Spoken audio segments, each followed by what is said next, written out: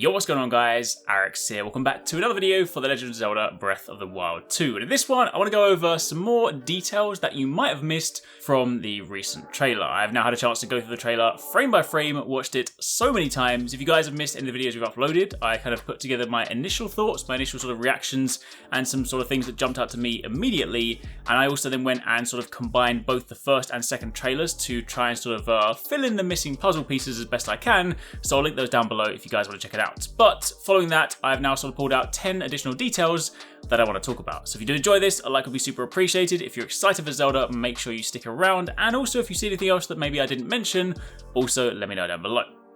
Now, number one, I want to talk about this alternate version of Link. It might not necessarily be an alternate version, it could be a different costume, but I'm kind of using this as a reference point because, again, anytime you see Link with his hair not in a ponytail, when it's sort of free-flowing, I mentioned before that it seems a very conscious choice that anytime he is in this form, you never see his face, so I'm likening it currently to a different Link, and that Link might well be the one from the original tapestry. If you guys remember this picture here, of course we have the hero fighting Ganon, and the most important thing to note here is that the character has free-flowing hair and also has what seems to be like a green sort of, not really a cape, more sort of like a throw over his shoulder, and that could well be a parallel with the green item that we see over the shoulder of this Link in the trailer. So whether there are, I really like time sort of components in Zelda games anyway, and if they genuinely do something where like maybe we're playing as old Link in one capacity, then sort of that has impacts on what happens in the world when you're playing as like blue tunic regular Link, or whether they are just all one and we're just sort of seeing different perspectives. A lot of this right now is of course wild speculation. Until we actually get to play the game or until we get to find out more about the story, we won't really know. But speculation is kind of fun, and currently based on the sort of visual look and the way they sort of separate it in the trailer, I am definitely thinking there is some sort of separation here, so that's what I'm leaning towards. However, jumping forward to the scene where we see Link lying on this stone table with, of course, the close-up of the arm. The thing worth noting here is that the arm itself, if you pay close attention to the fingernails, they are considerably longer and they look almost like a different kind of hand. So this is one of those sort of things where we obviously see Link's arm getting sort of taken over by Malice. We now sort of see the green glow. The way that I'm currently interpreting it is that potentially, say, the Malice was obviously going to begin corrupting him, and then whatever that green hand is, potentially sort of Zonai Tech, has then decided to seal his arm, and then in doing that it basically sort of stops the calamity from spreading. Potentially that might well sort of explain why we see the markings sort of go from his shoulder onto the side of his ribs, but then it doesn't really go any further. So that's kind of what I'm thinking, but the point I want to talk about is the fact that it's got longer nails here.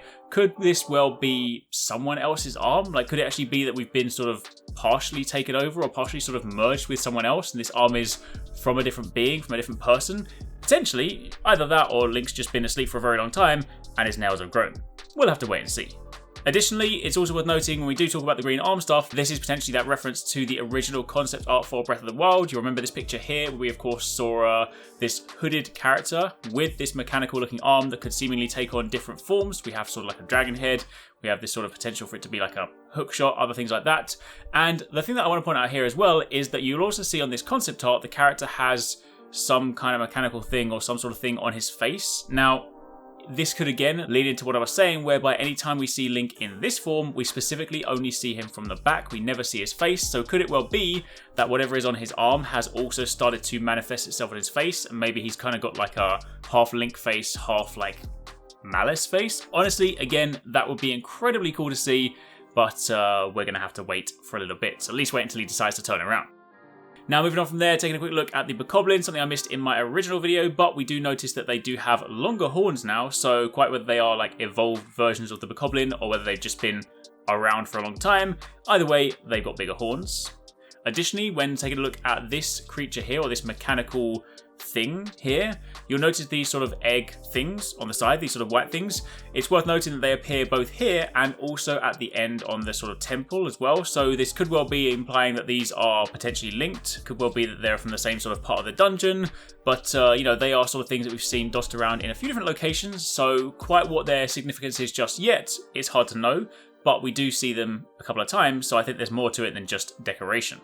Additionally, quick one, of course, when Link is flying in on the glider, we see what is probably a temple over there on the right, hidden in the clouds. Again, we do, of course, know that, or at least, from the interviews initially, they did say that we'll be sort of hopefully going back to some kind of temples and some dungeons and things to explore in this game. So that could definitely be some sort of a sky temple over there in the distance. When we jump over to take a look at, again, who we're assuming to be Ganondorf rising from sort of his seal, when you pause here, you can actually see if you zoom in on his chest, he has 2 wounds on his chest. He also has wounds on his hands as well. But the interesting thing worth noting with the chest, admittedly they look more circular, but run with it for a second. Of course, one of the sort of running theories is that this could be the Ganondorf from Twilight Princess, and if you kind of cast your mind back to Twilight Princess, you'll remember that during the sort of execution, so to speak, he is impaled by the sages first, and then following that, once we defeat him, we impale him a second time. So the fact that there are sort of 2 wounds there, could this imply that it could be Twilight Princess Ganondorf, who has of course been stabbed twice and is now awakened and probably very angry as a result of it? Again, we'll have to wait and see. But it is a rather interesting potential. Jumping back over to that sort of stone platform we see Link lying on again, it is also worth noting the sort of runes that we see etched into the stone behind him. They do appear to be similar in formation to the green pulsating runes that were sort of emanating at the beginning of the first trailer, so this does all seem to be connected. Furthermore, taking a look at the dragon item that Link has on his shield, it's interesting to note that this does look remarkably similar to the Zonai dragon statues that we've seen in Breath of the Wild. So again, this could be some sort of Zonai tech, but for the most part, we spoke about this before, it's a flamethrower. It seems to turn itself around on the shield, so quite whether it is a item we obtain maybe from a dungeon, because it definitely does look kind of like a dungeon, that could be cool, but it's more just kind of the comparison point that it looks quite like those sort of Zonai heads, those Zonai sort of animal dragon statues, so hopefully there's more cool stuff like that. And then the final one isn't really from the trailer, but it is worth noting. A tweet went out the other day from IGN, and they basically said that Nintendo said Breath of the Wild 2 does actually have a title, but they're not announcing it just yet because it could actually clue players into what happens in the game. Now, on one hand, I'm just like, well, why don't you tell us anyway? Because at some point, you're going to have to tell us the title, but maybe they just don't want us speculating this far out. Maybe they kind of want us to know a little bit closer to the time. Either way, the game does have a title, we just don't know it just yet. So for the time being, that's pretty much it. Those were 10 more details that you might have missed. Again, let me know what you guys think. What do you sort of think on those theories? Do you think there's some, potential validity there? Do you think maybe it's just wild? Is there anything I missed? Either way, let me know. And again, keep it locked for plenty more from Zelda Breath of the Wild 2.